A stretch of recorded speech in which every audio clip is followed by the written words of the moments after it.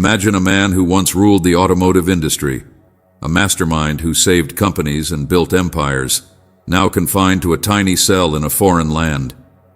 He wasn't a criminal by nature, but found himself branded as one by his own board members and the government of Japan. Carlos Ghosn, a name once synonymous with success and wealth, now wore the label of an accused criminal, a man trapped in a foreign land with no allies, no escape, and a daunting legal battle ahead of him. But unknown to everyone, Ghosn was quietly planning something extraordinary. It was late 2019, and Ghosn had been under house arrest in Japan for nearly a year. His once glorious life had turned into a series of court hearings and isolation. His movement was restricted, and he was constantly monitored. The Japanese judicial system was unforgiving, and Ghosn knew the odds of winning his freedom were slim. He felt like a prisoner in a gilded cage. Surveillance was everywhere. Cameras captured his every move. Guards watched his doors, and he knew the slightest misstep could land him back in a much colder, darker cell. But Carlos Ghosn was no ordinary man. Born in Brazil and raised in Lebanon and France, Ghosn was known for his relentless ambition and intelligence. He didn't reach the top of the corporate world by giving up, and he wasn't about to start now. He knew he had to escape, but the question was, how? The plan he would need had to be meticulous, flawless, and above all, undetectable. Any mistake would mean a life sentence in a Japanese prison. The first thing Ghosn realized was that he couldn't do this alone. He needed a team willing to risk everything to help him escape from one of the most secure countries in the world. So, he began contacting people he trusted, slowly and carefully. Among them was an ex-Green Beret named Michael Taylor, a man who specialized in risky extractions and had a track record of pulling off the impossible. Taylor was a former U.S. Special Forces operative who had worked in conflict zones across the world. If anyone could help Ghosn pull off an escape, it was Taylor. The two communicated in secret, planning every detail to the smallest degree. Taylor had been involved in similar missions before, but never one under such intense scrutiny. They discussed options, ran through scenarios, and mapped out the most daring escape route possible. It wouldn't be easy. The Japanese authorities kept Ghosn under tight surveillance, and he had little freedom of movement. But that's where Taylor's skills came in. Their plan was nothing short of audacious. Ghosn's house arrest conditions required him to surrender his passport, limiting his options for any legitimate travel. But that wasn't the only challenge. His home was guarded, his visits were monitored, and his communications were restricted.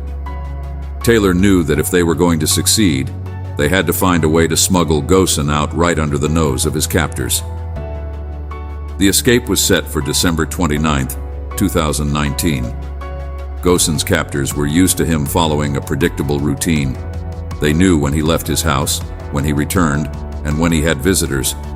But on this day, things would be different. Taylor and his son arrived in Japan on a private jet, posing as musicians traveling with bulky instrument cases. The plan hinged on these cases.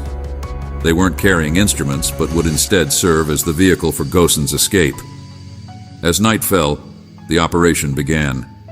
Ghosn was briefed on the exact timing and movements he needed to follow. Timing was everything. He had to evade detection from surveillance cameras, and he couldn't afford to leave any trace of his departure. In an incredible feat of coordination, Ghosn slipped past his guards and made his way to a nearby hotel where Taylor and his team waited. There, inside a room, stood the two oversized instrument cases. Taylor gave Ghosn a final briefing, reiterating that there would be no turning back. He would be smuggled through an airport, hidden inside one of these boxes, with barely enough room to breathe. Ghosn climbed in, squeezing himself into the confined space. His heart pounded as he heard the locks click shut, sealing him inside. He knew he was now completely dependent on the skill and nerve of his rescuers. Taylor and his son acted as though everything was normal, wheeling the case down through the hotel lobby and toward a car. Every step was nerve-wracking.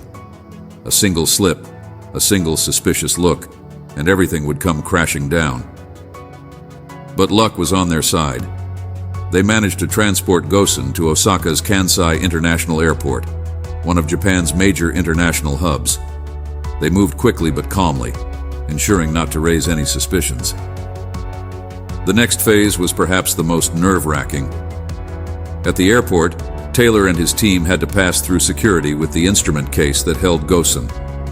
If anyone had opened it, they would have discovered one of the most famous men in Japan hiding inside.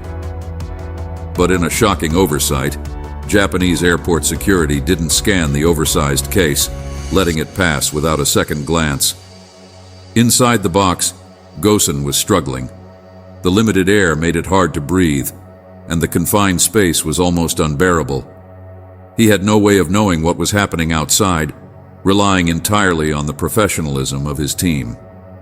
The minutes dragged on like hours, but soon he felt the shift as the case was loaded onto a private jet.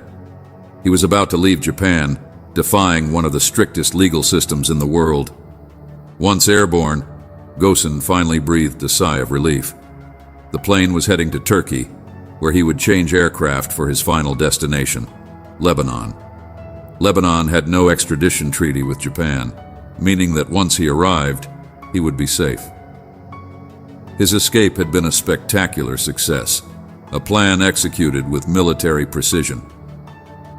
By the time the Japanese authorities realized he was missing, he was already far beyond their reach. The international reaction was immediate and intense.